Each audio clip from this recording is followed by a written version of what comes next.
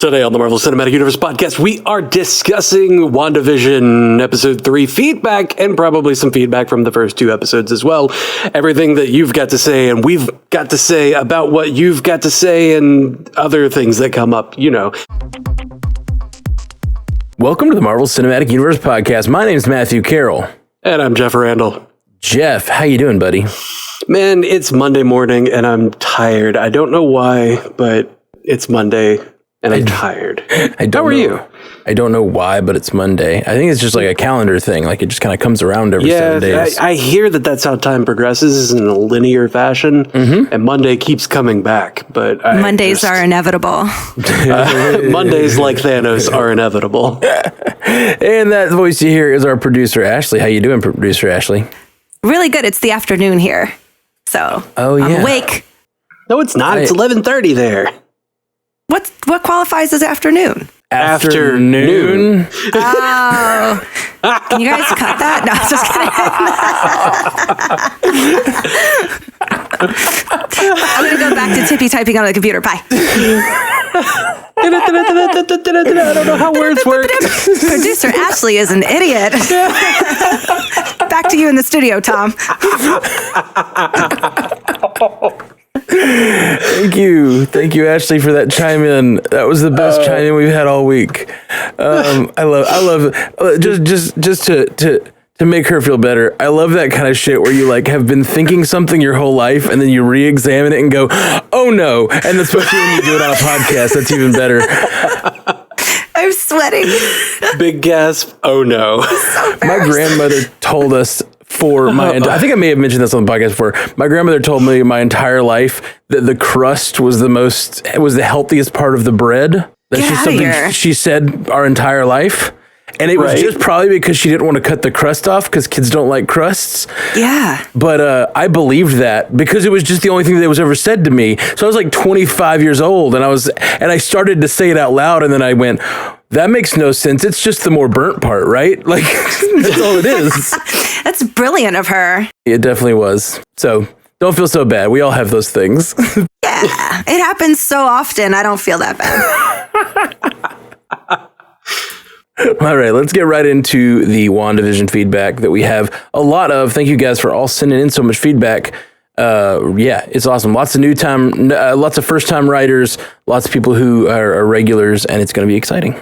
Yeah, we have a ton. I kept getting messages all week that were like, first-time writer enter, long-time listener. I'm like, and most of them were just like, I've been sitting on these thoughts forever. And it's like 3 pages of message. I'm like, all right. We got a couple that were non-WandaVision too. That were like, we're not going to get to today because we're focusing on WandaVision, but it was like, here's a 4-page theory. And I'm like, okay, we'll do our best to get to that soon. Yeah, right. I love it though. Thank you guys for all writing in. It's super great. I can't break myself. I wrote 2 pages of notes and then I texted Jeff. I was like, wait a minute, I don't send in feedback anymore. Damn it. Yeah. She's like, I've grown beyond feedback. Before we dive into the feedback, do you have it? You weren't here for the instant cast. Do you have any thoughts on episode 3? So I have like my predictions that I'm going to double down on. I am definitely sticking with Doctor Strange is probably going to show up to stop this at the end because I think this is definitely Mephisto. Did you guys? Yeah, I think Wanda's definitely doing this and she's stuck in her subconscious, which kind of lured Mephisto over. And I think that's why Agnes is there because Mephisto is definitely Ralph. Definitely Ralph. Has to be.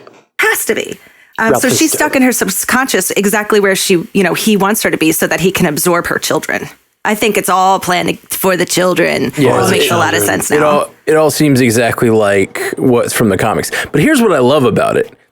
The big question is there some mysterious force, which, by the way, I feel like we always talk about the Mephisto Theory. For those of you who don't know, Mephisto is a character from comics who has a very similar arc. Skip forward 30 seconds if you don't want to know. But Mephisto is like one of the devils of the Marvel universe, and he's like he uses Wanda's magic to create these 2 beings, and then absorbs them to become more powerful, right? Something to that effect. So this is looking very similar to that. The reason I wanted to do that quick 10-second breakdown is one of my buddies started listening to the podcast and he was like, I'm actually watching one of the shows you're covering. I want to join in. But I joined in and you guys were talking about this guy named Mephisto I've never heard of. I was like, oh, we should probably give that little caveat here and there. I haven't gotten to talk to anybody about it because Ken doesn't want to know anything. Oh, yeah. Yeah. I get that. So I haven't even gotten to like say Mephisto out loud to him. I'm like during the stork, I was like, he's like, what? I was like, nothing. What I love about it is there's this big question of, is it someone like Mephisto or any other of the, Herberts of the world? Is it Herbert? Is it I do Ralph? have a theory. Who is it? Or agree. is it just Wanda creating a world and Sword is trying to stop her? Like that is still a totally valid theory, and all these Easter eggs might just be Easter eggs. I feel like with Marvel, they're always laying the bricks for the bigger story. And I honestly think the bigger story here will be the Doctor Strange movie. And Mephisto is the only the only character that is involved with Spider-Man, Fantastic Four, Doctor Strange, Wanda, all of them. It really just leads. He's the connection. Yeah. I hear you. I hear you. I just, we don't know. Like you say, you say that Marvel is always laying the groundwork. With their TV shows, they've never done that. With the TV shows, they've always just been sort of separate stories. But this is a new kind of TV show. So we just don't really know what this is going to be like. And they've said that it's all going to tie in. They say it's all going to tie in, but how are they going to handle that? And how much is this show going to be necessary before you watch Doctor Strange? Things like that. Like, we just don't know yet. They've said that it's going to be very connected, and I'm here for it. But they've also lied to me before. I've been hurt before, you guys. Well, and then somebody posted a thing that I had already thought of. We had recently watched Daredevil, Jessica Jones over again, just because I missed TV. And they definitely bring up blue Hydra soap in Jessica Jones, and that it like has brainwashing powers. So I thought that soap being in the... Yeah, it's remember the guy, it was in season 1, and it was a guy that had the powers. Who was it? She was like going after him in the beginning of the season. And he's like, they make you wash yourselves with the soap and it can, it messes with your brain. It's the blue soap. I was like, ah. So when I was looking, I saw a couple memes about it and I was like, ooh, that's very interesting. Well, that's also it's also in Agents of S.H.I.E.L.D. as well. Coulson, the alternate version of Coulson in the framework, believes the Hydra soap is brainwashing you. So that's really funny that this is now it's like, I'm clear now, I make my own soap. This is not like a through line between all like 3 different sort of versions of Marvel content, like the Marvel Studios stuff, the Netflix stuff, and the ABC. That's the connectivity. Yeah. And then I think the last thing, did you guys notice the book? What book? Because it really creeped me out.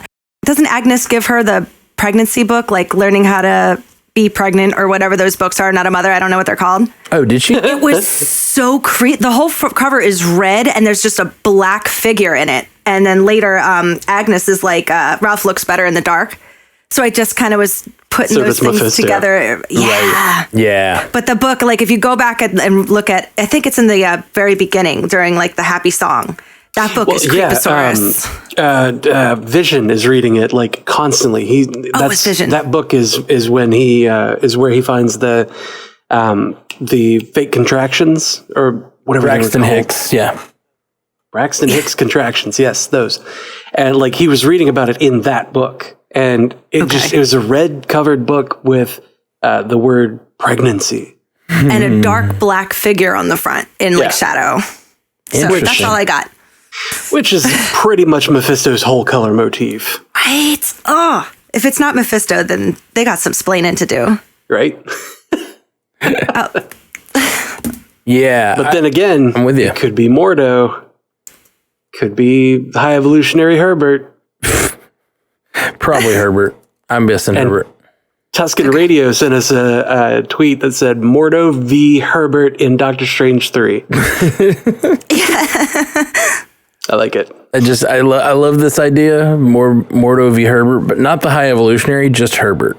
Like just Herbert. The character, the gentleman who lives in Westview, who is being taken over by Wanda, wakes up and then says, "Too many Mordos," and then he goes after Mordo. Yeah. Now, I was just thinking about like Doctor Strange handing him something and him looking at Strange and being like, "Thanks, buddy." Or just he uses that incredibly powerful hedge trimmer to do all of his fighting. Just now imagining the action figure of Herbert, and it has like now with hedge trimmer, like a little hedge trimmer that goes in his hand. Yep. This hedge trimmer's strong enough to cut through a concrete wall. Love it. Thank you, Tuscan Radio. You're giving us a lot to think about. I think that's it. That's funny. Oh man, Nerdy Tastic sent us a tweet at MCUcast. Is the use of the Monkees song "Daydream Believer" meaningful? Is Wanda believing in her daydreams so much she's making them real? You had meant to mention this last week and you forgot. I did. This is very much what goes along with your theory about the idea of her being in a waking dream or a dream that is manifesting. Yeah, in a manifesting dream. That's a little bit different. Either way, Daydream Believer clearly is intentional. Even if it's just her daydream of a different world or her dream of a different world, it's clearly that is, yes, you are correct, Nerdy Tastic. That is absolutely intentional. Yep. Absolutely everything Marvel does is intentional, and it's all got a meaning, even if it's just to be an Easter egg and be a nod to comics in some way. Like, every single thing has meaning, and you cannot convince me otherwise, because I've had a year and a half to think about this kind of shit before we got here, and you collected a lot of red string, and you're planning to place it all. Yeah, I'm gonna use it, damn it. Yeah. I have so much red string, I am going to use it. Jay Scotty for real in the Twitch chat just said the hedge trimmer of the Living Tribunal, and I'm dying. Yeah, I just LOL'd him. Oh, it's so good. That's so good. Oh. All right. Lars Christopher Nielsen said the commercials are Hydra trying to take advantage of her weakened state, and SWORD isn't willing to use dirty tactics, so they're trying to come in the front door. I'm just curious if she ever does rebuild Vision. I like this a lot in the sense that, like, I like the idea that the commercial breaks are like whatever force, Agnes, Mephisto, whoever, like putting something into her program. Like, she has her program, and the commercial breaks are their chance to like insert something into it. Right. It's just them trying to go a little bit farther, like push a little bit more. Yeah. I'm kind of torn on that sort of thing, because like if it's Hydra trying to get in and it's something super mundane like that, and I say mundane, Hydra's not necessarily mundane, but if it's just a couple of government, or if it's a government agency fighting a shadow organization over control of Wanda and her like incredibly crazy supernatural power, I feel like that's kind of a missed opportunity. Possibly, yeah. I just think what you're really just saying is we're tired of Hydra. We've had a lot of Hydra. But honestly, if you're not a S.H.I.E.L.D. fan, we haven't had that much Hydra, Yeah, like, there hasn't. I mean, there's been like a movie and a half of Hydra. Right, exactly. So like, for the average viewer that's been watching the movies, Hydra coming in... Right. They've been around. They've been around a little bit. Mm-hmm. But not a ton. Out of 23 movies, it's not that much. Right, and they've been gone for about 7 of those. So if they showed back up here 3 or 4 years later, it would be insane from most people's perspective. Those of us who watch S.H.I.E.L.D. are kind of like, all right, is that all we got? Is Hydra? Is that all we're going to do? Right. Like, you've got such opportunity to go for like Mephisto or Nightmare or any of the supernatural things that she's dealt with. Yeah, I think we're going Nightmare or Mephisto, just because I think this is setting out this new horror vibe. They've said Multiverse of Madness is going to be horror. This definitely feels like a horror. This feels like the safe part at the beginning before you realize what's behind the horror, Yeah. That's pretty interesting. I didn't really think about that until they said it. Like, what did happen to Vision's body? Do you think she rebuilt him, or is this a production? Because he does seem to be a little separate from everybody else in the town. Like, he has his own thoughts. Yeah. It seems like He is something. There is something there with Vision. I'm really curious about whether he's just purely a creation of her, or if this is some sort of simulation. Like we've had theories about like Wonder Man. Right. Oh, Wonder Man. Yeah, absolutely. Could be. Or it just could be it could be that this is the whole point of the simulation is to recreate Vision using her powers, and they've inserted his actual code into the simulation somehow. So like maybe that actually is what was left. Maybe Shuri did her magic to separate him from the Mind Stone and then inserted what was left into the simulation, and now Wanda is trying to actually produce it and get it to go beyond the veil, just like Monica's clothes made it. Yeah, because if you notice, she doesn't hurt him. Everybody else who kind of starts to break her reality, Dottie or whatever, they all kind of get hurt. But with Vision, she just keeps rewinding.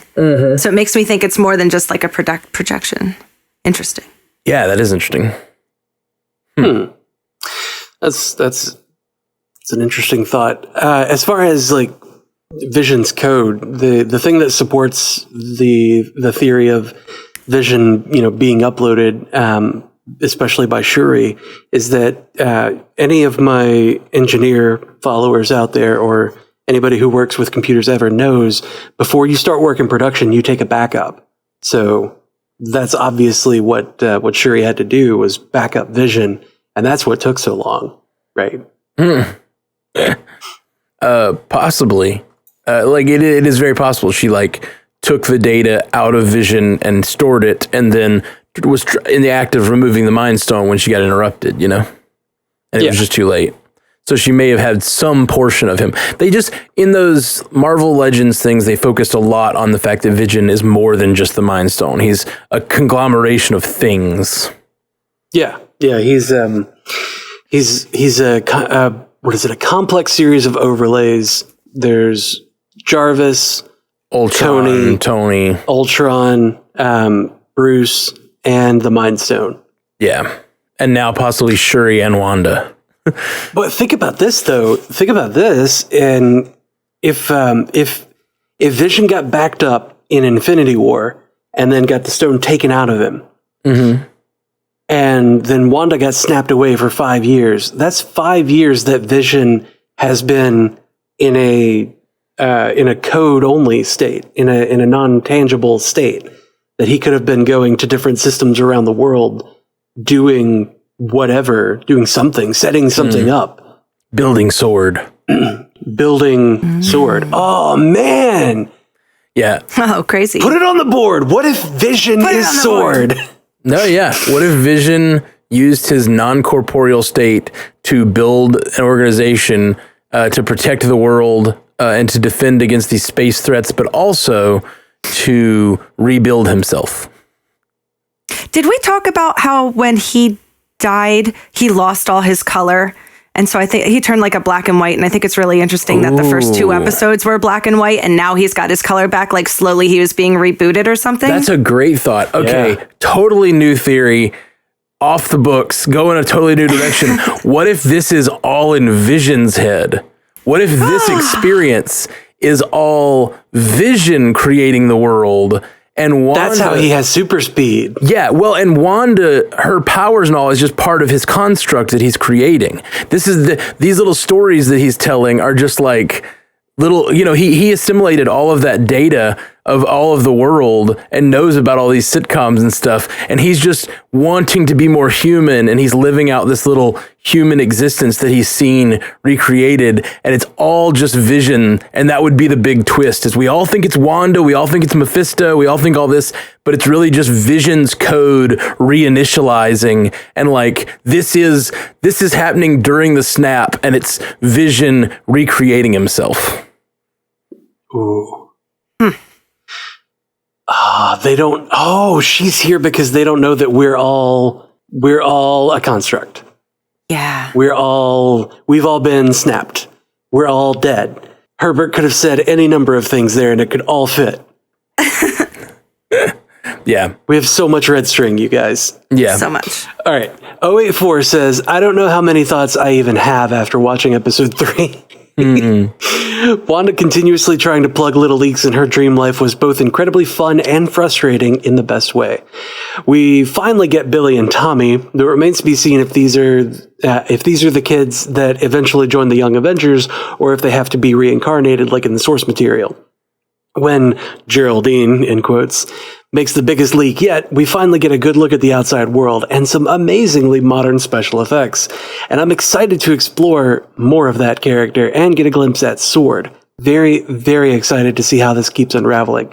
Oh, and if you're complaining about the pacing of this show, you're watching it wrong. Don't know what else to tell you. I leave social media alone before I watch a new episode, but I almost want to leave it alone after, too, because at this point I think people are nitpicking for the sake of nitpicking, and it kind of sucks. Until next time, 084. I get that. I would be lying if I said I wasn't ready for more information from the outside world, but the show itself is glorious. There's been no flaws in it. It's so good. Right. I like the thought that you had about this being the end of Act 1. You know, the TV show thing it's funny and it's cute, and you know they go through all the tropes, and like it's kind of, I don't know, it's almost like a palate cleanser, but it does have that underlying creepiness to it. Mm-hmm. I'm ready to start peeling back the layers, though. Like I've got the intro. Thank you. I'm there. I'm caught up. Let's go. Yeah. Like if they don't start giving us some sort of, you know, deep dive into trying to investigate this, see what the outside world is doing. I still we could still do the funny TV show thing on, you know, like occasionally come back to it, or have people watching it on monitors and asking questions of like, how the hell is this happening? What is Wanda doing? Or what is Vision doing, depending on who it is, like whatever. Yeah. Or even if they're like, what, you know, what is Wanda doing and it's actually Vision, either way. But like, I want them to be as a meta commentary kind of in our shoes, like what the hell is going on, and try to solve it together, you know? Mm-hmm. Like, I'm ready for that. Let's go. Yeah, I'm ready for it. But I see 084's point here that like the show itself, the way they're doing it is great. I really don't have any complaints. I do think what we're going to get, and I just based on what we've seen now in trailers and all this stuff, I think we're going to get an episode soon in 3, 4, or 5, or not 4, 5, or 6, I guess. They're going to do an episode that goes back and retells the last 3 days, but from the perspective of the Sword agents. I think that is coming soon, because there's a lot of stuff we've seen in trailers and things that like have already happened on the show, but they didn't show everything. They didn't show Monica being thrown through the wall, even and the wall being rebuilt, you know, like that just didn't happen. And hurtling through the air. Yeah, and hurtling through the air. Like all that just wasn't shown. And so I feel like they're going to show that scene again. It's just a matter of when they're going to do that. And I think like, and not to mention just that one, but there's others. Yeah, there's a lot of other places where they're going to do something with going back to tell the Sword Agent story from the beginning. There's that scene in the trailer at night where there's like a person walking through the field. And I feel like that's probably Monica coming into this world. I think you guys are on it, though. I think she was flying the helicopter and accidentally got sucked in, and that's why she didn't know why she was there. Yeah, that's probably right.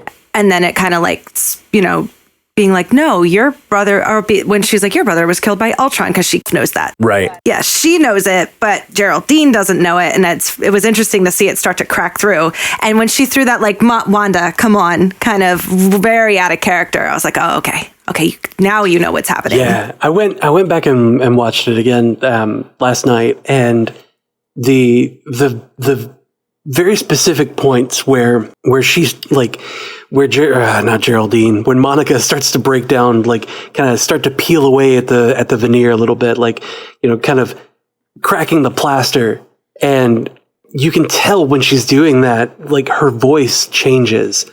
Like she has that very 70s, like, you know, just like Wanda did in the first episode.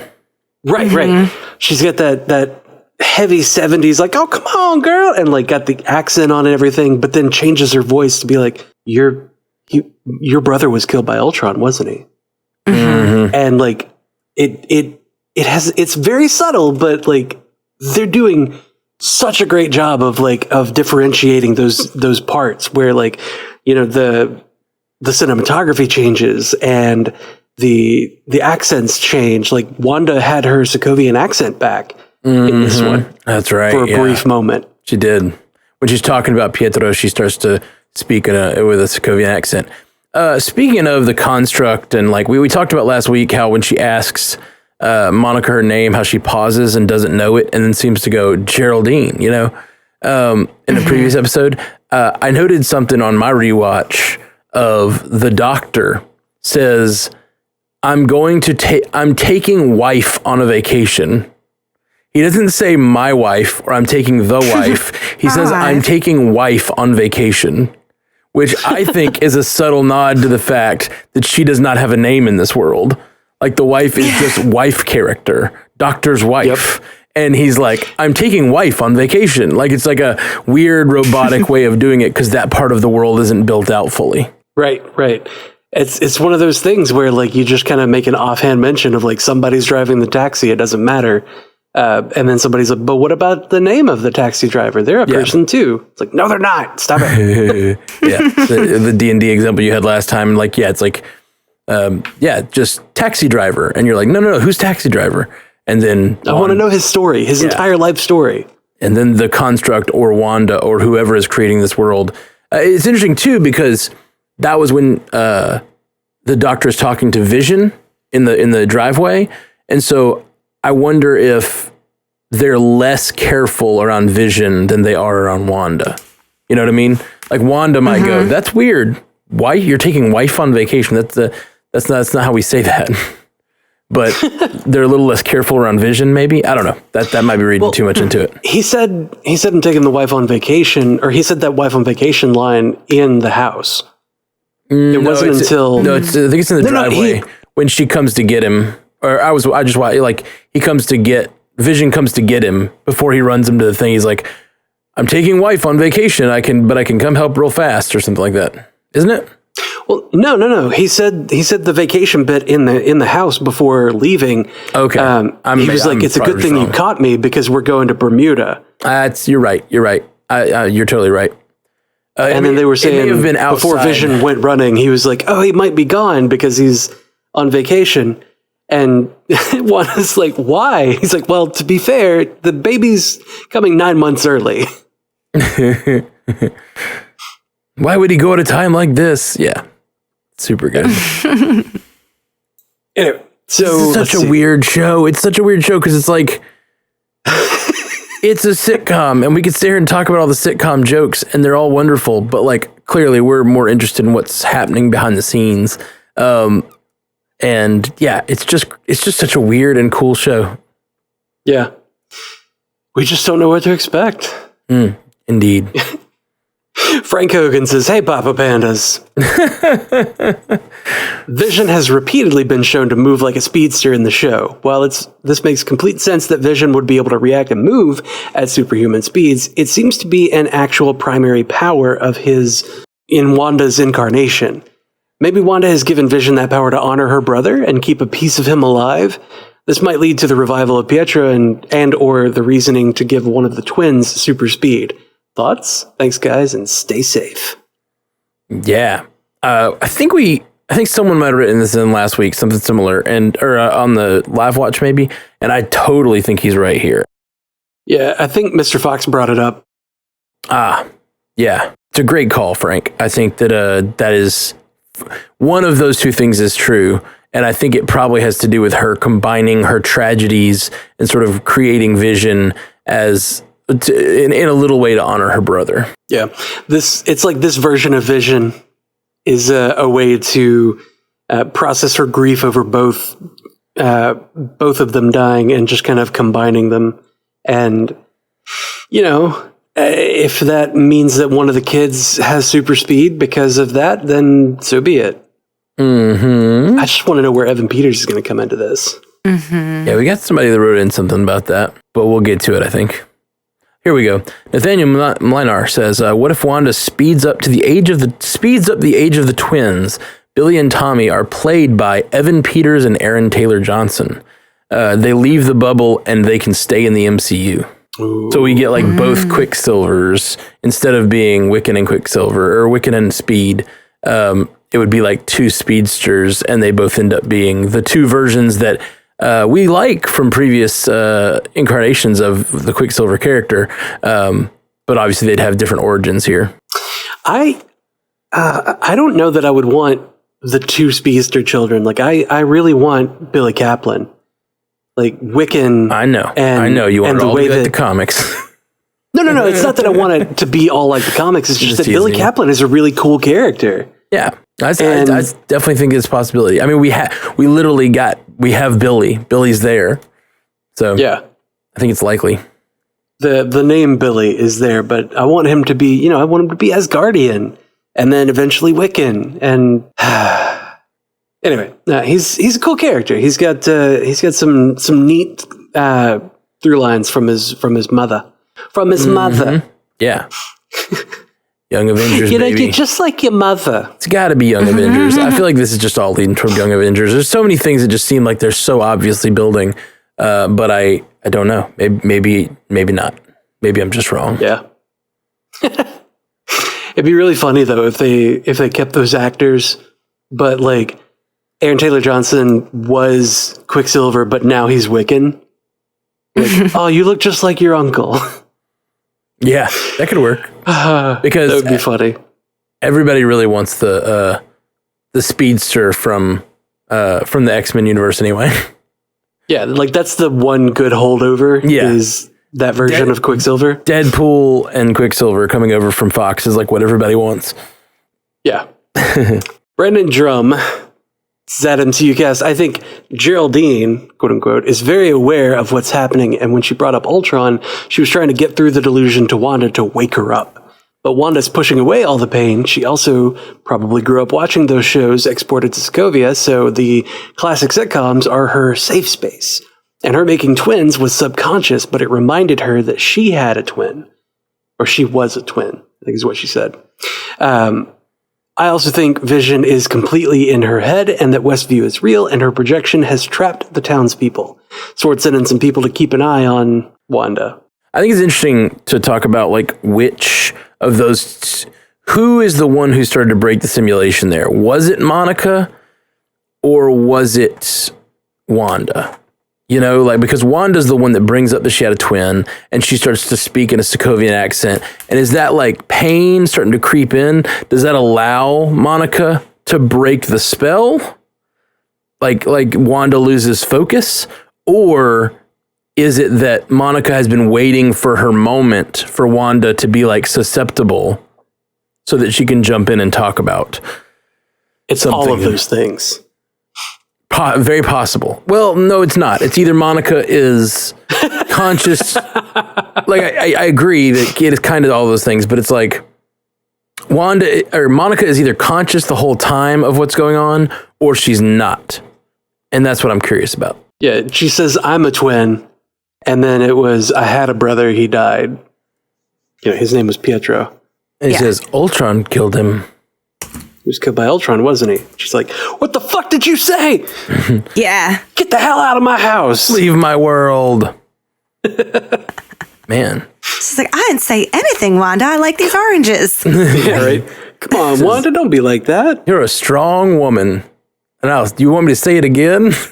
Yeah, should I say it again just for good measure? Man, this show is so weird and cool. I just love it. Mm-hmm. I love it so much. All right, so Randolph Jackson says Big Red Gum was invented in 1975. The show is supposed to take place in the 50s. Anachronism. That was the second episode, and that one was supposed to take place in the 60s, but still doesn't match. Still holds. Yeah, it still doesn't match the time frame. So I would say that's likely just here's something that's red that we can talk about because Mephisto is red and black. Also, how much does Wanda know that is the question. Like, so if Wanda's creating this world, she probably doesn't know that Big Red Gum was created. I didn't know that till this moment.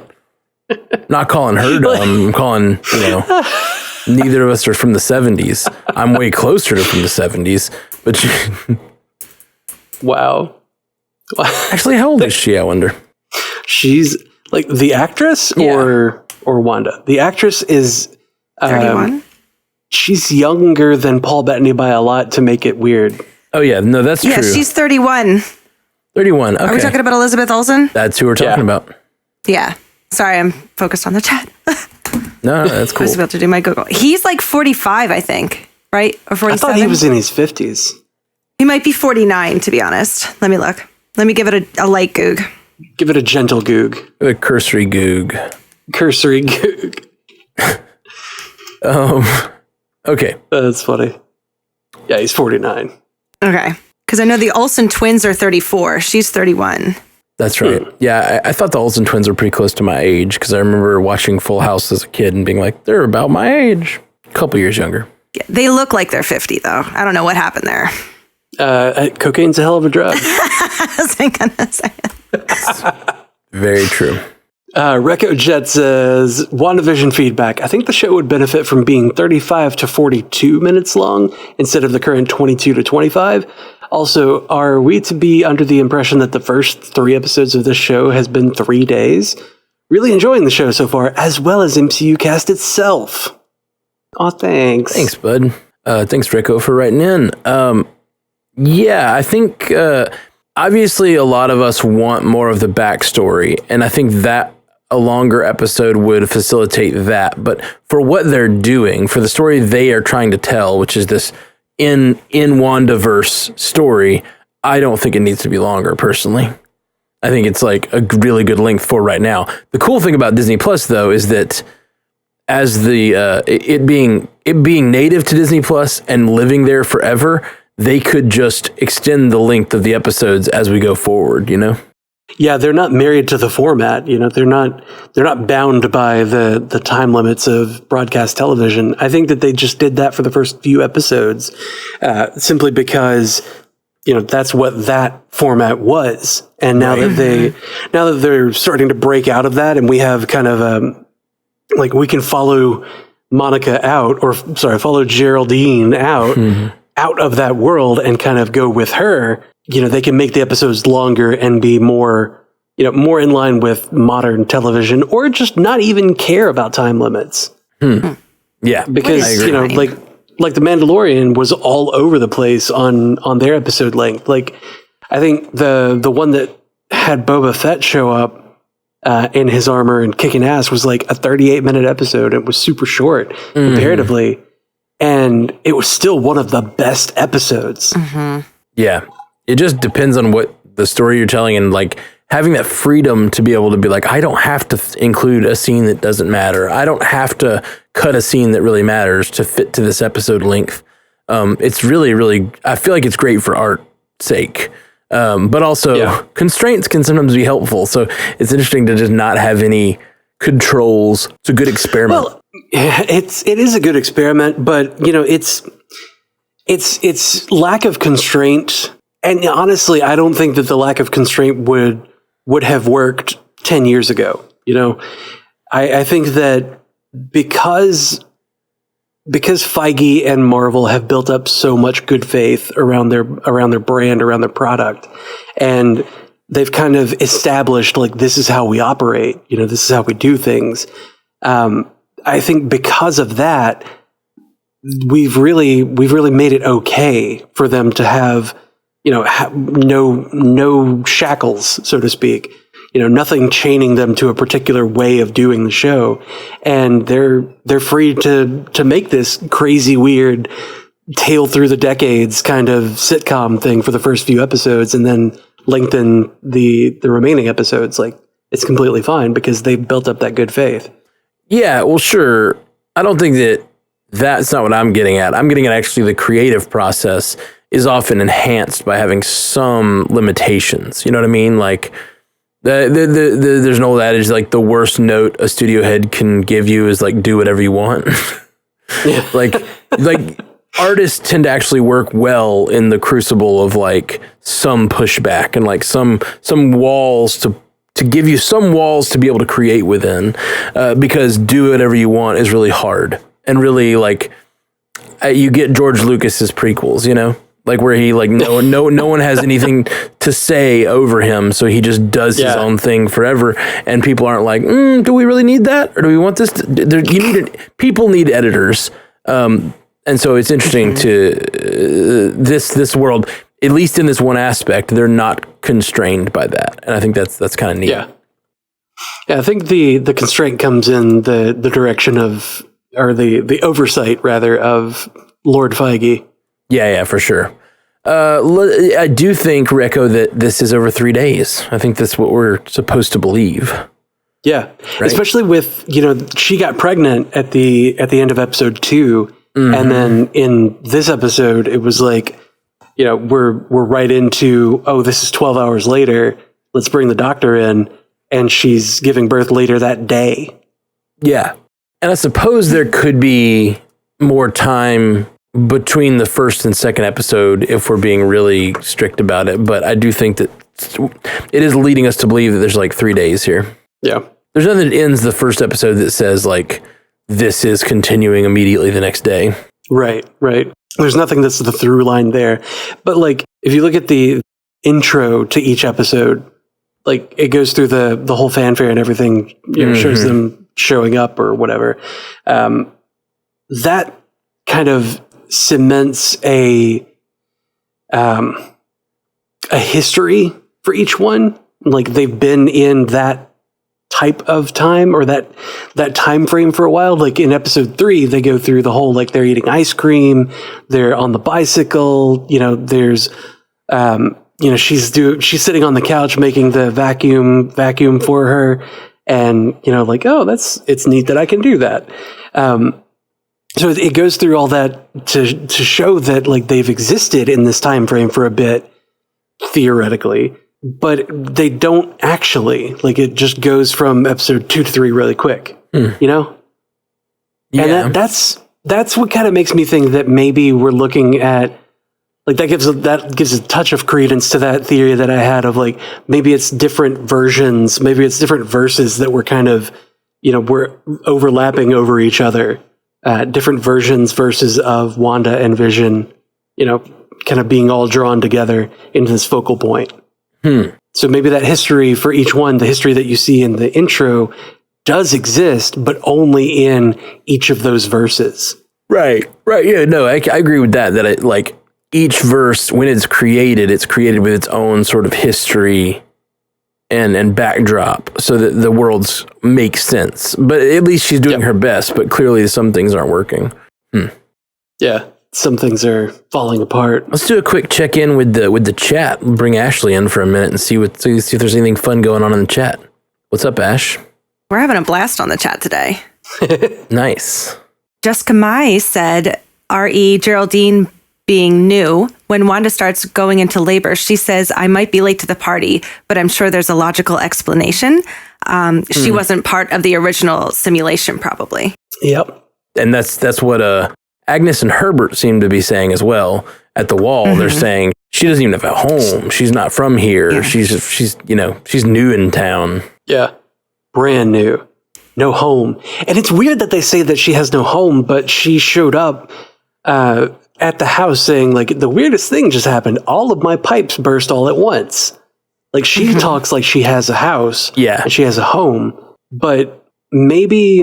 I don't think that makes any sense, and that's the point. I don't think you need to try to explain it. I think it's like the point. No, there's a reason for it all. No, I think space is in here somewhere. Wanda is creating this little universe, and she, is trying to make everything make sense, and she's just not doing a great job in some places, which is kind of fun. It's like these little continuity errors in the show are Wanda's like breaking down of trying to create whatever she's trying to create.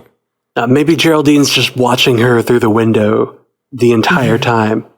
And then was like, she saw an opportunity. I got to get in there. All of my pipes burst just like yours. It was the craziest thing. Yeah, that is possible that as a sword agent, she's going in and lying. the question is just like, how much does Monica know or on a regular basis? Or is she purely Geraldine all the time? Yeah. Right. That goes really well into my next one. Jay Scotty says, the Halloween scenes we've seen from the trailer give me ET vibes, where government was the bad guy. Maybe Maybe Sword is a more nefarious, and Jimmy Woo and Darcy are working against them and recruited Monica. Or will recruit Monica. I haven't read much in the comics about Sword, but the few that I have, Sword was sort of an antagonist to our heroes in some places that I've read. And I mean, Shield can be that way too sometimes, but it'd be interesting to see if like Sword is sort of opposed to our heroes in some way, which we've got some more feedback later, but we're going to give a bit of a extra spoiler alert because it has to do with like toy leaks and stuff. So, oh man, we've talked about it a little bit in the past, but we cut it out of the cast because we try to keep away from toy leaks because they tend to be just actual answers to things. And so sounds so funny. A toy leak. Toy leak. You gotta watch out for the toy leaks. And then Joe DNS says, Doctor Strange Easter egg, quote, well, I have nerves of steel, so there goes your theory, Mr. Doctor. Wait, who does he call Mr. Doctor? It would have to be the doctor, right? Right. Yeah, it was the what was his Nielsen, Dr. Nielsen. Okay, so he does have a name. He doesn't call himself Mr. Doctor. Because that would be also funny and go with the wife thing I was pointing out earlier. Yeah. Well, if you remember in Doctor Strange, there was that funny little exchange between Strange and the other guy, Mr. Doctor. It's strange. Strange. Yeah, it is. It's just Doctor. My recording is showing that we've been recording for 56 minutes. Oh, yeah. You think it's about time for a word from our sponsors who could also be us? It is. Let's do that. It is time for a word from our sponsors that could also be us or people we don't control. We'll be right back. And we're back. You said Haley Hobbs said something in the chat about a new picture that just dropped? Disney Plus just released a new promo picture for episode 3, and it says the signal is out of this world. And out and world are capitalized. And she adds, so space. And I'm like, hell yeah. Give me that high evolutionary Rocket Raccoon, space links all things, story, space. Oh, man. If you're right about space linking all stories after all the silliness we've been doing on this podcast, I think you're going to unsubscribe. Yeah, I'm going to unsubscribe from this podcast. Just very upset. All right, let's get back into the feedback. We got lots of feedback to go. Ryan Collins says, hey, Matt, Jeff, and Ashley, and or Matthew. Hey. I was wondering what you thought the odds are on Vision mourning the death of Tony by the end of the show. Vision wasn't there to see him die during Endgame. I know Vision and Jarvis are kind of the same, kind of not, but in a way, Tony was Vision's first friend and family member. Also, I noticed until WandaVision, Vision hasn't had much emotion, and I feel like he's starting to develop emotions now, so I can see it having an emotional scene by the end. Thoughts? Thanks for all the hours of entertainment, and keep up the great work. Interesting. I never thought of him as emotionless. Do you think of him as emotionless? I think he's robotic. I wouldn't say he's emotionless, but he's definitely more focused on the calculations in the algorithm before WandaVision. To me, like some of the stuff he says where he's like, we have brought forth by our power has brought forth confrontation, and confrontation brings conflict, and he feels like a philosopher to me sometimes. Yeah, kind of. And like that feels his statements always have a lot of emotion to them. He has a lot of embarrassment when he walks through the wall and like Wanda reprimands him for walking through the wall. He has that like I'm sorry. He feels. He also looks betrayed when Wanda defeats him when Hawkeye comes. Like he's in love, right? You know, exactly. Kind of. I think that's exactly on. At least the beginnings of it in Civil War, and so I don't see him as emotionless. Is my point. Yeah. Yeah. I would say he's definitely, robotic in the way that he, for sure. the way that he's very focused on statistics and calculations and figures and whatnot, but he does have emotion. Yeah, and he's over logical too. Like, he does tend to send things through his like logic robotic filter, but I still get the sense that he has emotions. But it's just an interesting thing. I didn't know Ryan saying he's emotionless. I just never felt that way. I mean, in an Infinity War, they have that very emotional scene in Scotland. Yeah, when he's like, I'm not even, like, let's stay here. Yeah. I don't even need to go back. Yeah. Like, everything he's been in, even as Jarvis, honestly. He's so snarky. He's snarky, his sense of humor. He seems, like, disappointed all the time in Tony's decision-making. He's like Alan Rickman in Hitchhiker's Guide to the Galaxy. Yeah. When he was Marvin. Yeah, It's for perfect. sure. For sure. I mean, even in Iron Man 1, when Tony's like, let's throw a little Hot Rod Red in there. He's like, yes, that should help you keep a low profile. Yeah. I It's love it. perfect. And Way to go, you idiot. Yeah. And not that any of that is necessarily emotion, but I think there are definitely like cases of emotion that he's expressed for sure with Wanda, if nothing else. Let's see. And I love the idea that Ryan has here of him mourning Tony. Like, I think of him as a really, really complex and emotional character. And I think the idea of him mourning Tony is really, really, I hope we get that scene. I really do. Yeah. I mean, we got Spider-Man Far From Home, where Tom Holland, Peter Parker didn't really get a chance to mourn Tony very much. Like, he was just kind of thrown right into something else, but he was still trying to process that grief. But he also had a very different relationship to Tony than Vision had, or that any of the Avengers had.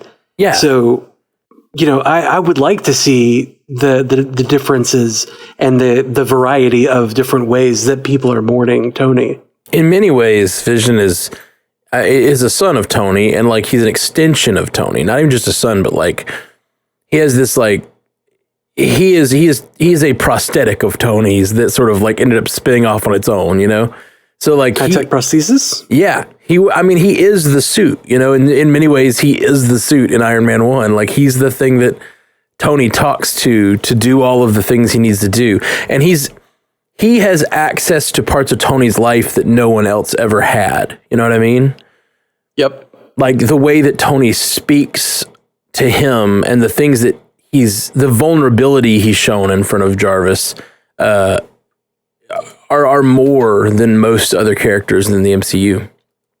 Because at least in the beginning, he thinks of him as just an AI. But I think, obviously, once he's Vision, and I would even say that like Tony has a little bit of embarrassment in front of Jarvis at times, where he's like shutting down Jarvis from trying to question him and stuff. Yeah. Or when in the first one, when he's like, we got to go higher, we got to go to space, right? We got to go to the freezing altitude. Mm-hmm. And Jarvis is like, sir, the odds of you making it to that altitude. And he's like, I know the math, just do it. And then when he's saying the percentage of power left, he's like, just put it on the screen and stop telling me. Mm-hmm. Like, they have those little tiffs, those little arguments. He feels sort of judged by Jarvis at times. It feels like, yeah, it's funny because as much as Jarvis is just a computer, he's a complex AI. Even before you get into like the brain overlays of Tony and Bruce and Ultron and like Vision is such a complex person even before all of that. Yeah, totally. I do love the idea of him having a chance to mourn Tony. That's great. Yeah, let's see what TZ has to say. TZ says, "Hey, pandas. Hello. I just wanted to share my theory on what is happening in WandaVision. I think that with all the loss that Wanda has suffered, she was looking for a way to cope. In walks a friendly witch, Agatha, who offers her a way to have her life back. Wanda's so filled with grief that she doesn't ask any further questions and agrees to the deal. Wanda knowingly accepts the keys to her own world, and therefore is in the driver's seat the whole time. Only later does she find out that everything she is doing is hurting people in the real world. By creating life in the bubble, she's taking lives from the real world, etc. The majority of the townspeople are not in on any of it, and that is why the doctor was so shaken after Geraldine talked to him. She told him what's really happening. The doctor was so shaken after Geraldine talked to him. Help me. When did that happen? After the first baby was born, and it looked like Geraldine kind of read the room and was like, Doc, let's go talk in the kitchen. Can you help me in the kitchen? Oh, gosh. I somehow didn't catch that. I was so focused on Vision and Wanda, I didn't even catch that Geraldine pulled the doctor aside. Yeah. I mean, it's that classic TV thing of like, these characters have to have a moment. Let's go talk over here. Oh, yeah. Arrow does that kind of thing all the time where they're like, can we have the room? Yeah, for sure. They're a little more direct with it. That was so indirect that I did not catch it. Good eye, TZ. I think that's probably likely that she gave him some knowledge or like tried to break through to him or something. Yep. Either let him in on what's going on, or maybe she was interrogating him, not interrogating him. Maybe she was interviewing him, trying to get information out of him to see like what his perspective on all of this is, what's going on with him, what he knows about it. Yeah, for sure. Or just trying to save one person, trying to see if she can like break through to get one person out of the simulation or something. Yeah. Or like, don't try to get out. You're going on vacation. Don't try to get out. It's a bad idea. You can't get out. And, it wasn't until after the doctor got brought back to the house that he was like, we're not going to go on vacation after all. Small towns, so hard to escape. Mm-hmm. Dramatic reverb. God, how much Geraldine has an effect on anybody else around it's interesting. It's thought provoking, and much to TZ's point, how much does Agatha Harkness, Agnes, have to do with all of this? Like, how much is she a product of it? How much is she in control of it? How much is she an agent of someone else, or is she an agent of herself? Like, I don't know. Yeah, I don't either. And who's Ralph? I'm telling you. That feels, the idea that Agnes came to her as a witch and told her, I have a deal for you, a monkey's paw bargain, like that whole thing, that feels a little too far for the MCU right now. Like, I think they're introducing the idea of these mystical beings, but an idea that like a witch would just come to Wanda and make her an offer feels a little too soon, maybe, or like it would be weird for this universe, I feel like, but maybe I'm wrong. I get where you're coming from. It's kind of like the whole, they haven't established that part of the world yet, so it feels like that part of the world showing up it's not ready. It hasn't fully baked. Right, for sure. Maybe they're going to bring her in to kind of be the nanny of the twins, the way she was for Reed Richards. The Richards' kids, yeah. Or Franklin Richards. Right, yeah. Because they couldn't quite have it be the big cow or whatever it was from the comic Bova. Bova, that's it. And the Bova milk? Yeah. In the intro, like, good stuff. Good stuff. Yeah, we keep talking about like the idea of sword, whether they're good or bad, and then we talk about Agnes, but we really haven't talked much about what if Agnes isn't bad? And like her being the nanny is interesting. Like, what if this whole thing instead is like Sword trying to stop what's going on for Sword reasons, and Wanda is actually creating Vision and her children, and it's going to be a story of like Sword is trying to stop this little place, but then maybe what if Agnes actually ends up being the sort of good character that like goes on to be the nanny or whatever. It's interesting. It's just so little information that we can go so many. The worst note is do whatever you want, and I feel like the show has given us the idea to speculate in so many different directions. That it's tough. It's tough and fun at the same time, because there's like endless possibilities in this whole thing. Yeah. Yeah. I think that the year and a half was good for them in that, they got to solidify more writing. They got to, do a little bit more work in the writer's room and do a little bit more pre-production. But it was also very bad for them and us because we got so much time to speculate on what the hell is going on. Right. And what the hell is coming. And I feel like we're just continuing that right now. Oh, yeah. We've been doing this for so long. I don't know how to turn it off. I can't just enjoy the new content. Well, can't stop, won't stop. I think this show in itself, I do feel like the podcast has become a speculation fest right now, but that's part of like the nature of this show is so speculative. There's even like, because we don't know what's going on, a lot of like our show, this podcast is often two parts. It's like the part where we talk about how the effects on a certain character, like the emotional impact of this particular episode on a character or something like, you know what I mean? And then there's speculation. But we don't know what's going on here. So like there's no way to even talk about the emotional impact on a certain character because we don't even know what characters are real. We don't know what's going on. It all feels very plastic deliberately. So like all we can do is speculate. Yep. WandaVision invites speculation. Speculation breeds theories. Theories lead to chaos, lead to catastrophe. It's so good. It's so right. It's so perfect. Something here's you want to throw a little bit of a wrench into it some more? Always. That's all I How want to do. about this? Whenever Wanda knocks out the power, right? Whenever she knocks out the power in the neighborhood, we get that quick scene over at Dottie's house with Borat the mustache man. I can't remember his name for the life of me. Is it Neil or something? I don't know why I'm getting Neil. I don't know, but Sure. she's like, "Do these earrings make me look fat?" And then the power goes out, and he's like, "Oh, thank God!" Yeah, that was so great. That was hilarious. Wonderful little aside. It was hilarious, but Vision, like neither Vision nor Wanda are in the scene with them. Mm-hmm. They exist outside of our two main people, Right.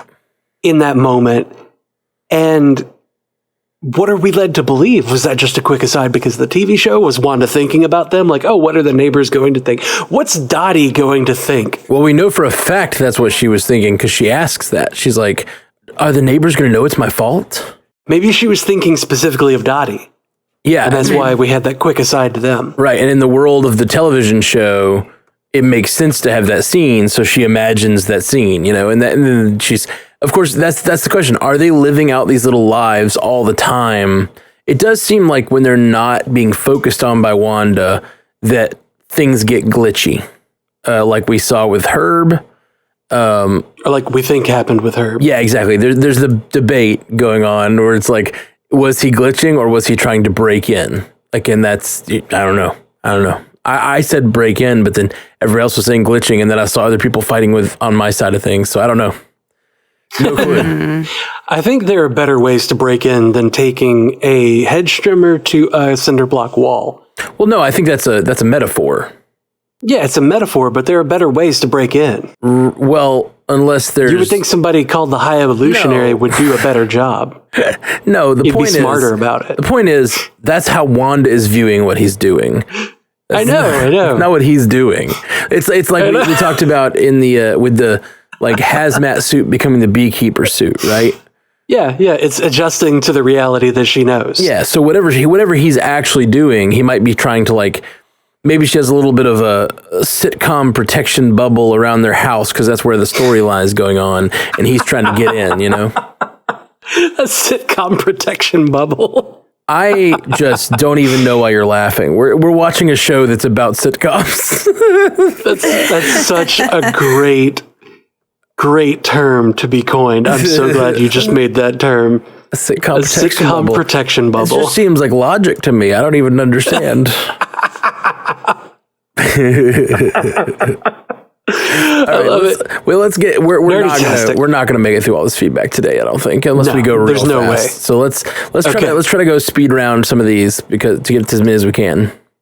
Dirty Tastic says, is it possible that the beekeeper outfit might have something to do with AIM since their traditional henchmen outfits look like beekeepers? Okay, keep not so fast they can't understand, but yes, it's possible that the beekeeper suits have something to do with AIM since their traditional henchmen outfits look like beekeepers, but I don't know. It seems like a hat on a hat because we've already got an organization. And spoiler alert, because this is in a featurette that was aired that Jeff keeps bringing up, but there's a moment in a featurette where it shows a guy in a hazmat suit crawling into Wanda's realm. And when he does, his hazmat suit becomes the beekeeper suit. So we're pretty sure that the beekeeper suit in this scenario is actually a hazmat suit that's just being converted to WandaVision. The show is called WandaVision. Like what? Yeah. If discounting the character of Vision, we keep talking about like she is remaking things to see them the way she wants to see them or needs to see them to fit into her little story.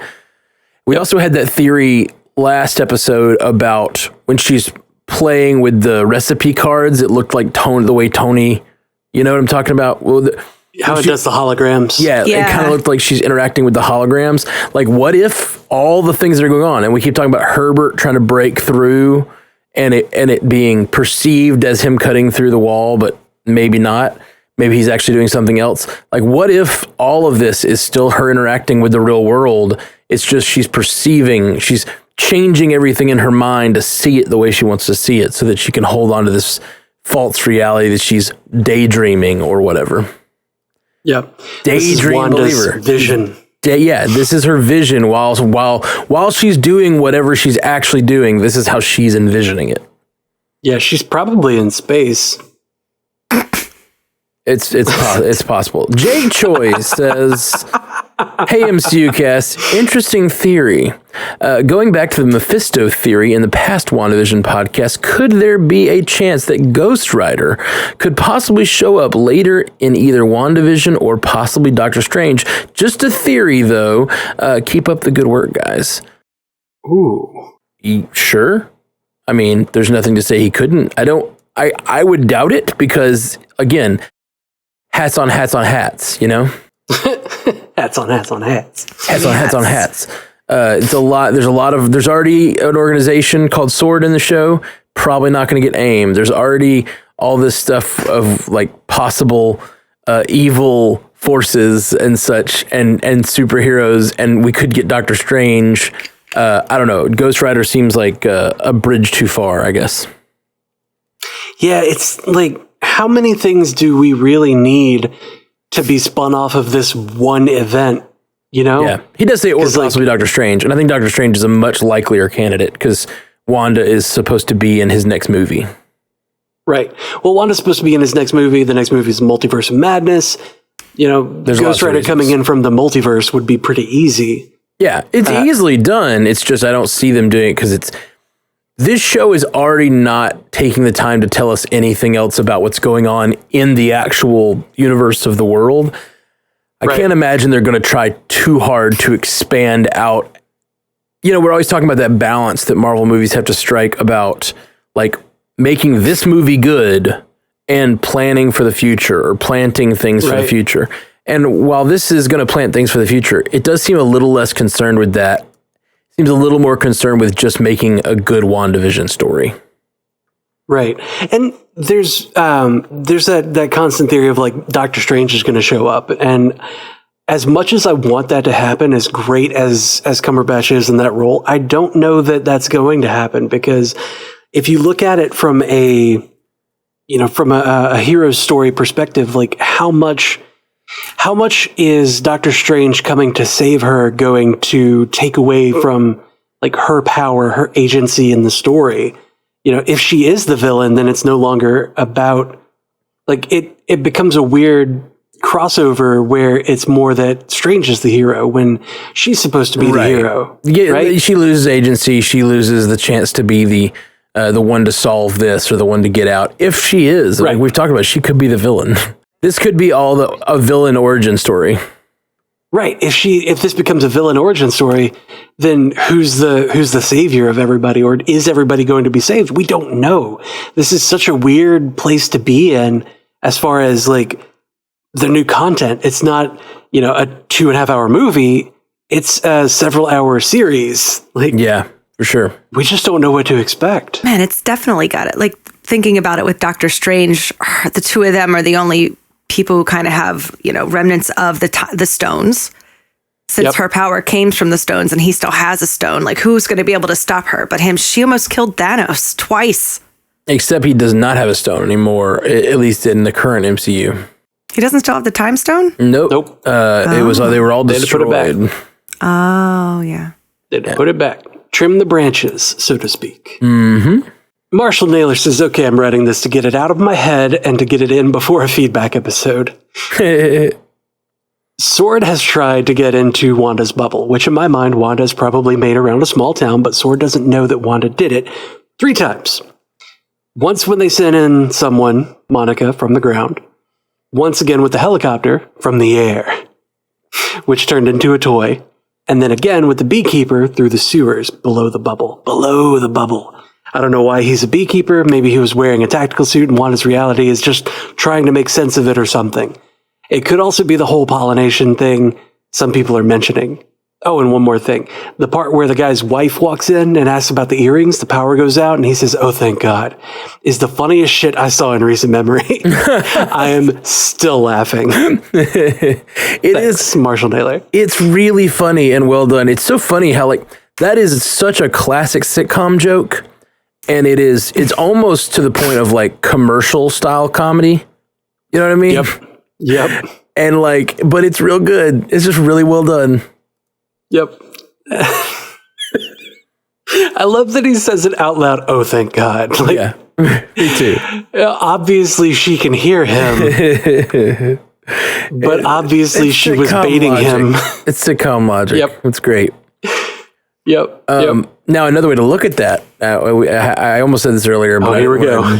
Branch into a theory, is that, the power going out is signifying her overloading, her powers being overloaded or something. And if they're part of part of Sword or something, then you could see that they're happy that the simulation is shutting down in some way. Right? Oh yeah. Oh thank God is a great joke, but it could be oh thank God Wanda is losing control. Yeah. Yeah. Now we're free. Let's run. Get a few minutes. And then she gets it back. Oh, we almost made it. I flipped back to Twitch for a second. I saw J. Scotty for real say, I can't wait to be a papaya. I can't wait to be a proud papaya. It's real good. I love Vision's humor. He's so silly. And Bettany just acts it wonderfully. It's just so good. It's so well done. Yep. Yeah. When Marshall was saying in his email here, I don't know why he's a beekeeper. Maybe he's wearing a tactical suit. That is exactly it. It was a hazmat suit, and the guy was crawling through the sewer. Not everybody goes real deep into that one featurette like I did and watched it at super slow speed to get all the little tidbits. But I'm glad I'm not the only one that was just like, it has to be. Has to be. Yeah. Has to be. To be. Ricardo Jimenez says, Herbert!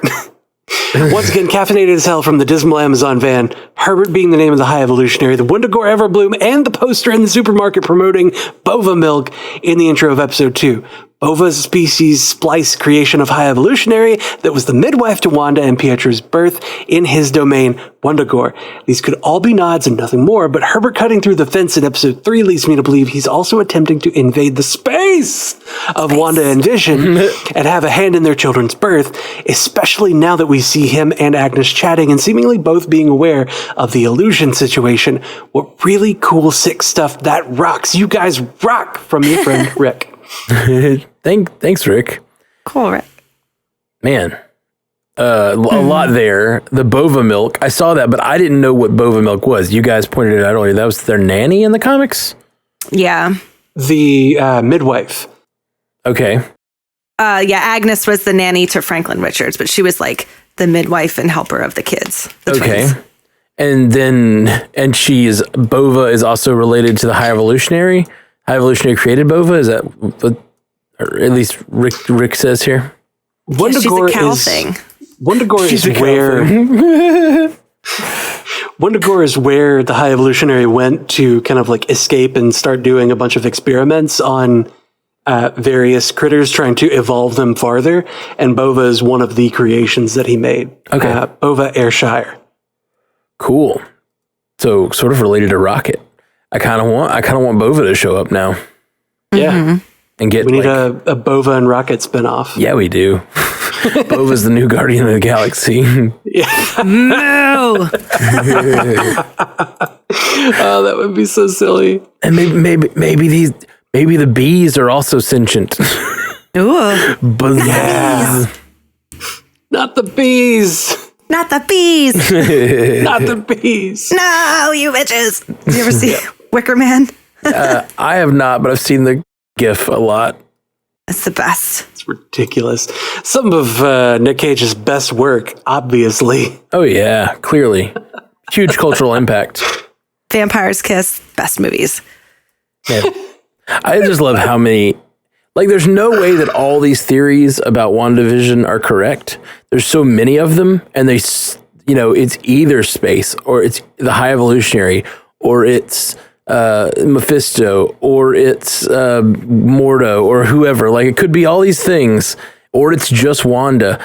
It could be in Vision's head. Like, all these things that are possible, and they've put all these Easter eggs to the other ones, so it just makes it so impossible and fun to theorize about. Yeah. It's...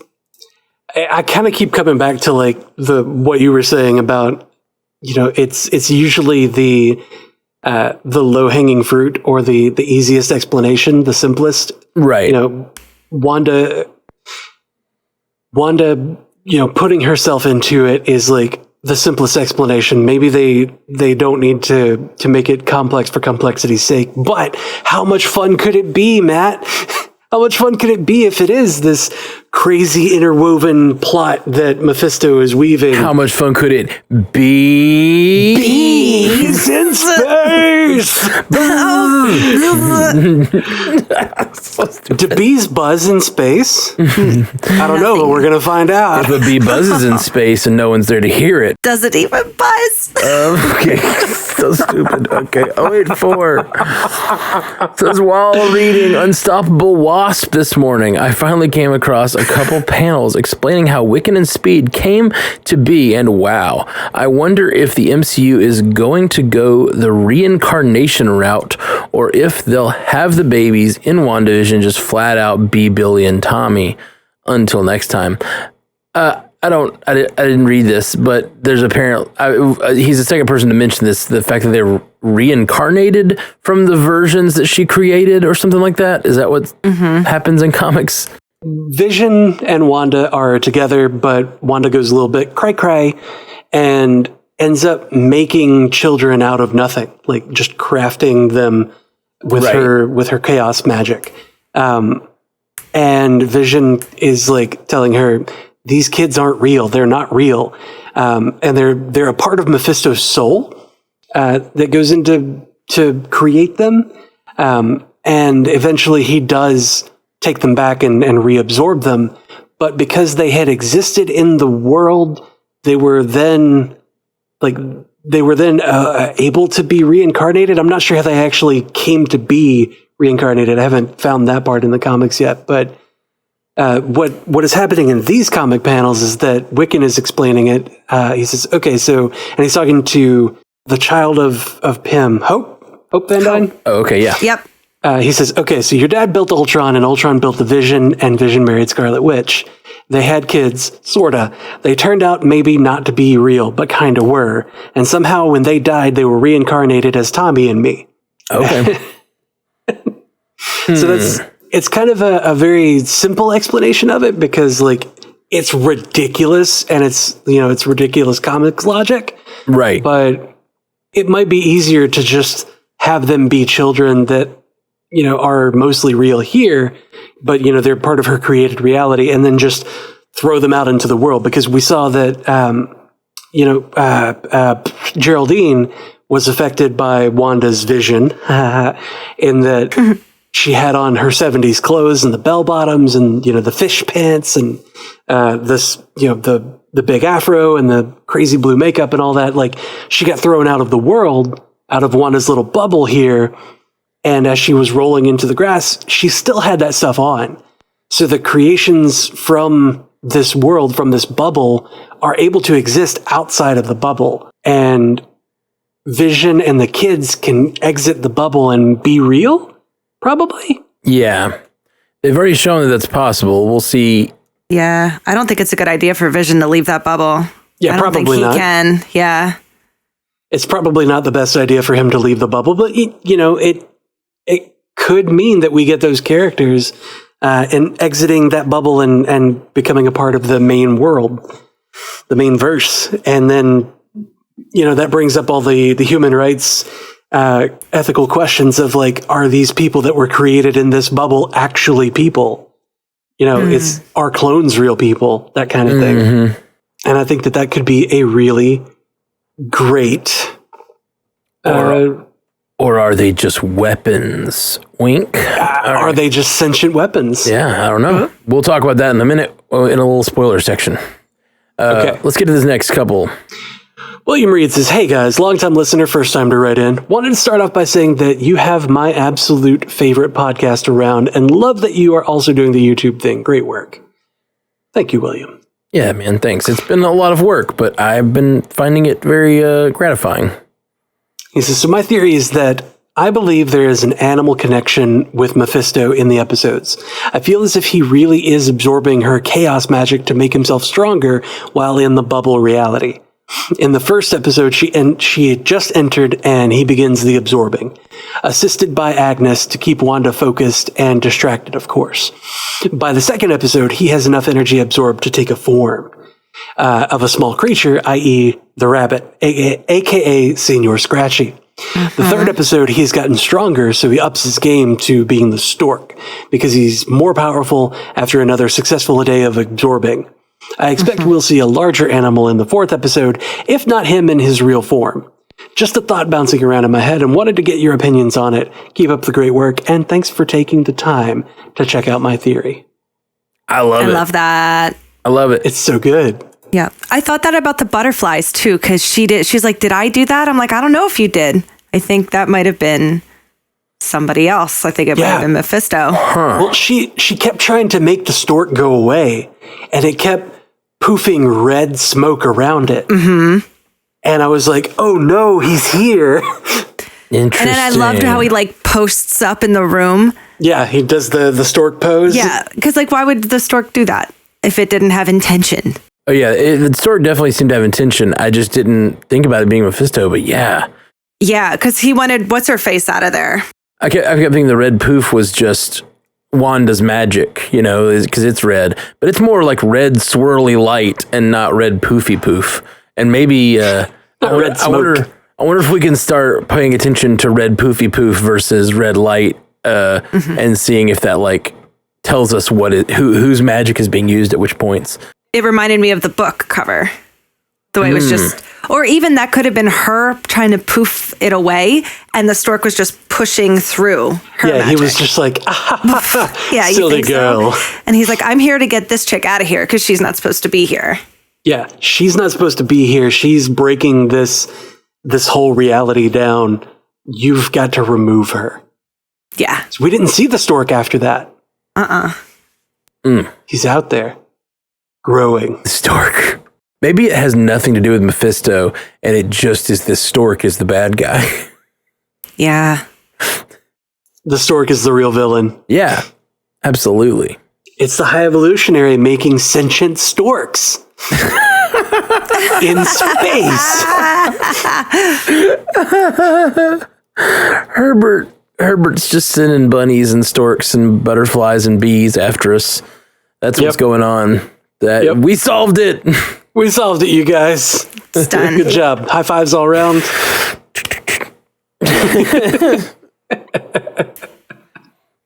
Jamie Shutter, evening from the UK, gents. Long-time listener, first-time emailer. Just want to say a huge thank you to everyone at the network for all that you do. It's highly appreciated and has always got me through good times and bad times. Me too, Jamie. Thank you. WandaVision.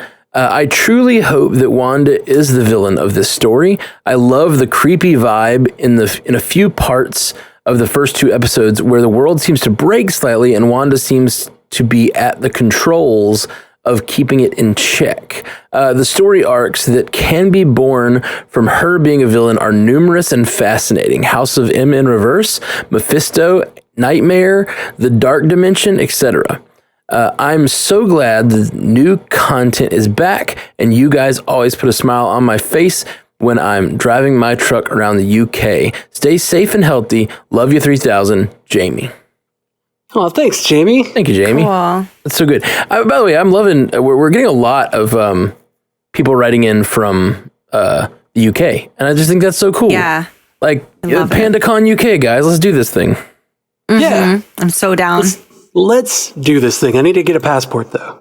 Dude, get a passport. We gotta go to the UK and see all our friends over there. And see all of our friends. We can stay on all their couches, never have to pay a single night of hotel. We could get a nice Airbnb in London.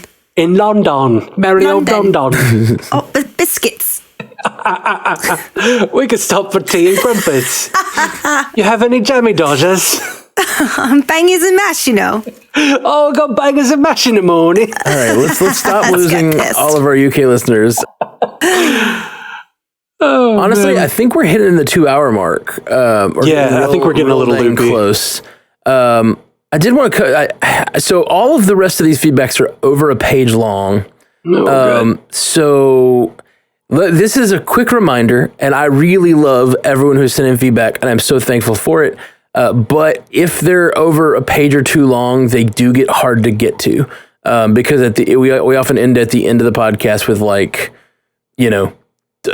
16 more pages, and everyone's written in like a full page or two. So if you can condense your feedback down, there's so many theories out there, and we can kind of like fill in the gaps, like condense it down to the heart of what you're trying to say. That would be awesome. We will do our best to get to as much as we can regardless, but it does help. So I think today we're going to have to leave some of these on the table. But let's real quick. We had one. So we talked about this last week, but I cut it because we found out it was from a toy leak. So if you do not want to know about a toy leak, or a possible toy leak, it also might be fake. We just don't know. But Brad here wrote something in that about that, and I was going to save it to the end. So here we are at the end.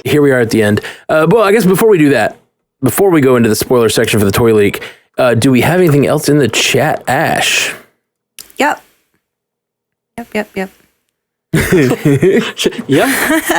gonna read it. I've been doing that. Yep. Right. Just pulling it up. Okay, I got about 4. Sweet. I guess it's Judy Meyer. Sweet. Says, so my theory is Jimmy Woo, Darcy, and Monica are all trying to break Wanda out. Sword definitely seems to be surrounding Monica when she escapes, which makes me think they put her in Westview to run the simulation as a prison cell for her revolt in Civil War and the Accords, and Sword is a government organization. Turns out Mephisto infiltrated Sword, and that's where Woo, Darcy, and Monica come in to get her to Strange. Ooh, interesting. So Monica was in there as her jailer, is the theory. She's the warden. Interesting. That's really interesting.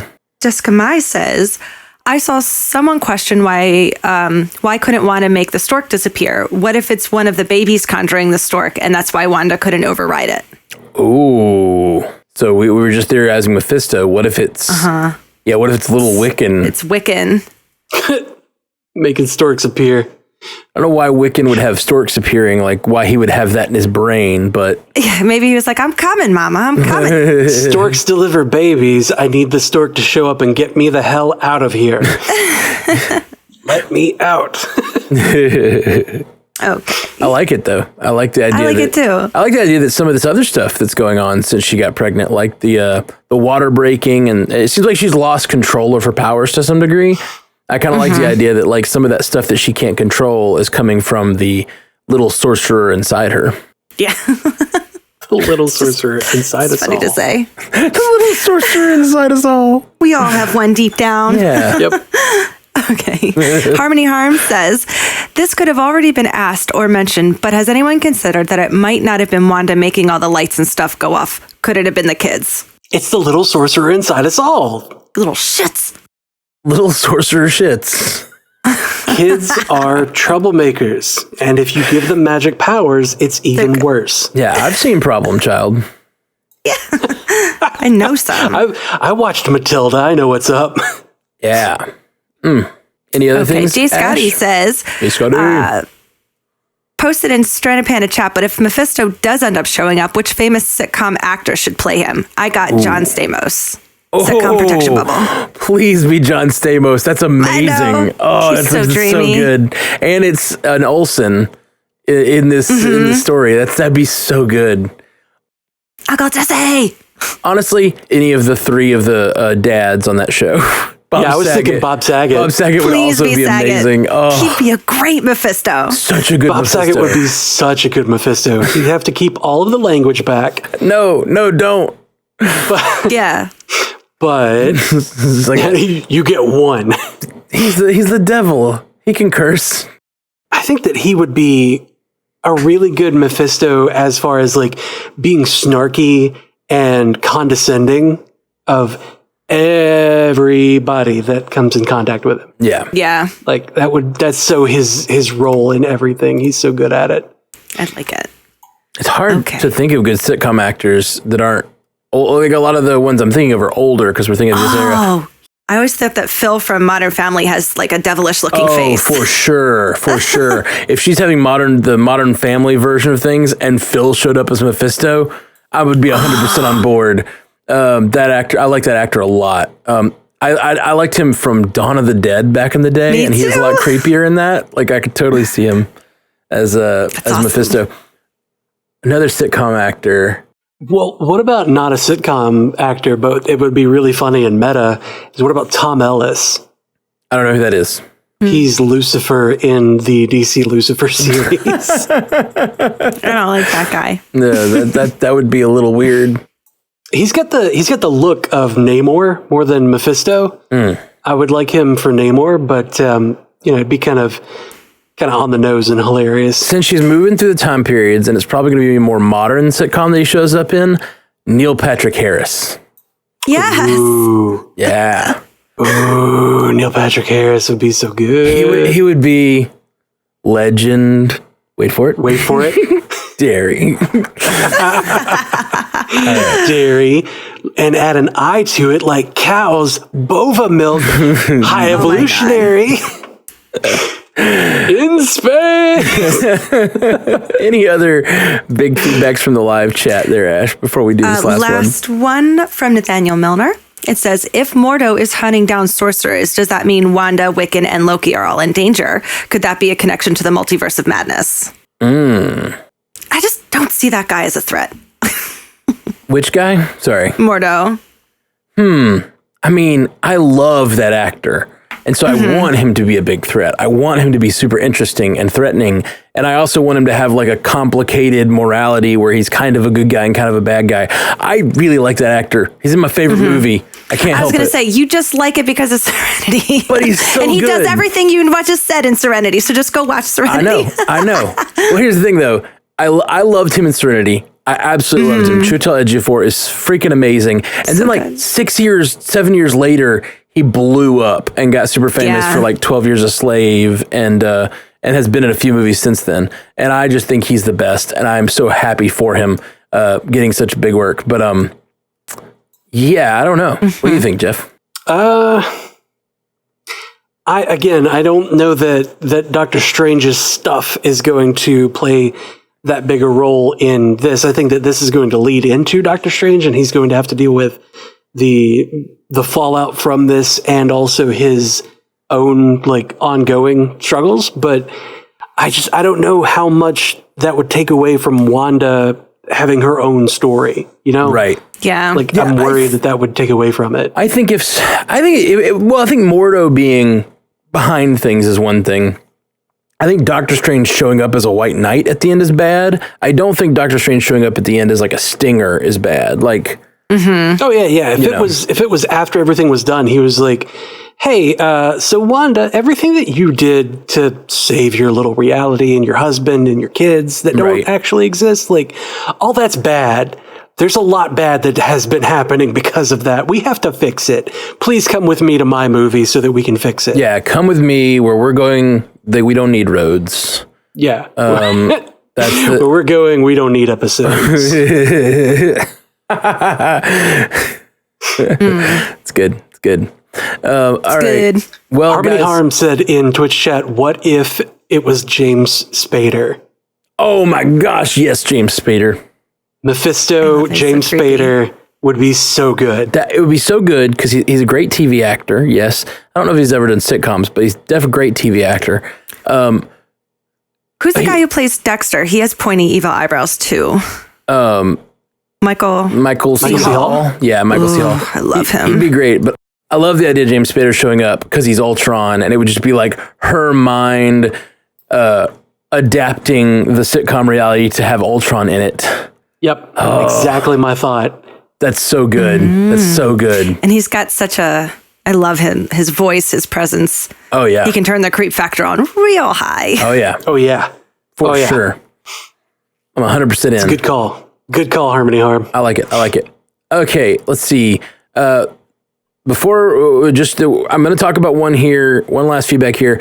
This is from a toy leak, and a lot of people have written about various things that have related to this, and we've kind of avoided talking about them because I think the original idea is from a toy leak. So be aware of that. Brad Ekman says, hey guys, love the podcast. Just wanted to mention with Sword's acronym changing to weapon instead of world. In Thor Ragnarok, Doctor Strange says he keeps a list of beings that may be a threat to the world. Maybe there's a connection with him and Sword, as we have seen with Monica's lapel pin. Thanks for reading. Cheers. Thanks, Brad. That was also before he went away for 5 years. Right. Oh, that's right. He's been gone. He was dusted. I was sitting here thinking maybe he's been building Sword this whole time. Like, what if he was helping build Sword? But yeah, it makes sense that in his absence, someone would need to build an organization to protect the world because it's Wong. Wong has been behind it the whole time. Oh my gosh, yes. I like it. And that's why it's called Sword. Does he have a sword? I don't know. That's what you're getting at. I don't know. That old-timey cloak, it looks like he would carry a sword. I don't know. Yeah. I immediately wanted to roll that back. I was like, He's a sword wielder kind of guy. He's probably carried a sword before. yeah. I was just assuming you were right. Like, yeah, he probably has a sword in one of the movies that I'm not thinking of. It's really funny. I just like that I wrote down weapon instead of worlds for what Swords like stood for, and now it's kind of become like it's like a thing. It's just I couldn't read, and that's why I wrote weapon, like sentient weapon. No. I think it's a thing now. I think it is a thing on a toy leak, right? That's what. So yeah. I don't know anything about this.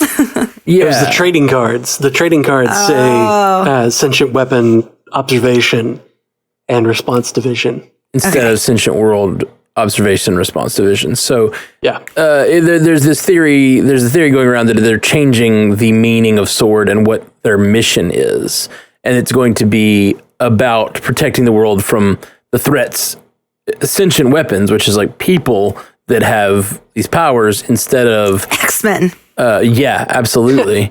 cough, cough, X-Men, cough. But that might mean that none of this Sword stuff. The thing that so here's the thing. It almost makes me want to call bullshit on that toy leak, because The one thing that makes this show make no sense from a comics perspective, there's all these theories swirling around. And the one thing that makes it kind of not make sense, the Mephisto of it all, is that Sword is involved. Why is Sword involved if this is just a Wanda creation, or if this is just, you know what I mean? Like, why is Sword there? It seems like it has to have a connection to another world. Or maybe they're considering it is its own world because it's a different dimension. I don't know. I don't know, guys. So many questions. So many questions. I could see them leaking that sentient weapon thing as like a way of throwing us off the scent. Oh, it's a red herring? Yeah, like it's a red herring. It's actually a sentient world. And it's all space, but that sentient weapon thing gives us an out for the Sword being involved. They're so good at making us not know anything. I love you, Marvel. Please, I love you. Please hurt me more. Lie to me. Lie to me. Lie to me, sweet Marvel. Lie to me. Oh man, it's funny that was brought up in a recent After Dark. I think it was after you had gone to bed or something. I left early last week because it was my last night to see my lady in Dallas. Yep. And somebody in the chat was just like, I love it when you and Matt are just like, lie to me, Marvel. They lie to me and I love it. I always want them to lie to me. I want to be always ever surprised. And I don't know. Well, I think we're in for several surprises with this show because we still have no freaking clue what's going on. No idea. There's so many options, and it could be any of them. It is a completely open-ended kind of thing. We have so many potential ends to this story. Yeah. So many potential beginnings to this story. Like, we don't even know what's going on. Like, they could wait till the end to tell us to go back and do the little thing where it tells us what happened from Sword's perspective. It may be the very end of the story before we know anything. I don't think so. I don't think so. So here's the thing. If they do an episode where they jump outside the world and we see everything from Sword's perspective, right? It can't be the last episode because it'll remove the two main characters from being main characters for the last episode. That would be a mistake. I don't even think it can be the second to last because the second to last needs to build up to an emotional crescendo.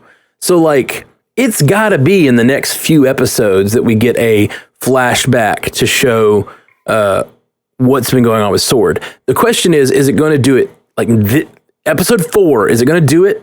Or are they going to go ahead and get through these last 3 time periods before they do it? Because they've still got 90s, or what do they have left that we've seen? It would be 80s next. 90s. Oh, have we seen an 80s one, though, in trailers and such? Yeah. What? She has the top, like... Oh, that's right, the little top ponytail knot and the ponytail. crimps. And Yeah. So there's that one. There's the 90s with the Roseanne. There's the 2000s with the Modern Family. And I don't know if they go beyond that. I don't think we've seen anything newer than Modern Family, right? Right. Which is pretty modern. There's a point where they start doing kind of a The Office style thing where like she's sitting on the couch looking at the camera and talking to the camera. Oh, I don't think I saw that. Interesting. Yeah, well, it was in the story featurette. Oh, where she was like, I'm fine. Totally. I need to go watch those story featurettes. I haven't seen them all. Maybe we should do a special on the story featurettes. Unfortunately, we are doing the instant cast and that is taking us basically all of our time in the week. So, man, I am so excited to have new content. This has been so much fun, guys. Yeah. Yeah. I'm so happy to be here. Dude, we're so happy to have you, Ashley. Ashley Coffin, everybody. Let's hear it for Ashley Coffin. Woo! Woo! I clap for myself. Thanks for producing for us today, Ash. And from me and Jeff, we are the Marvel Cinematic Universe podcast. We're doing all kinds of things these days. StrandedPanda.com. Join the Stranded Panda Army. It's at the bottom of the page, and we send out emails like for whatever the big podcast events we have going on. I'm going to start including on that. The goal is this week is to start including a schedule of live events for Twitch on the email each week. So like when we're doing the WandaVision coverage, when we're doing the trivia, things like that. So so that you can actually have a schedule of live events going on. We're up to like 3 live events every week now at this point. So it's just kind of cool, and we're loving having all the live interaction. And yeah, we're loving it. Thank you. So follow us on twitch.tv/strandedpandatv and check us out on youtube.com/strandedpanda. Yeah, strandedpanda.com, mcucast.com, whatever. It's all there. Check it out. Peace. Until next time, true believers. Bye. You should have done that as Rita Repulsa. Until next time, true believers. Or no. I'll get you next time, true believers.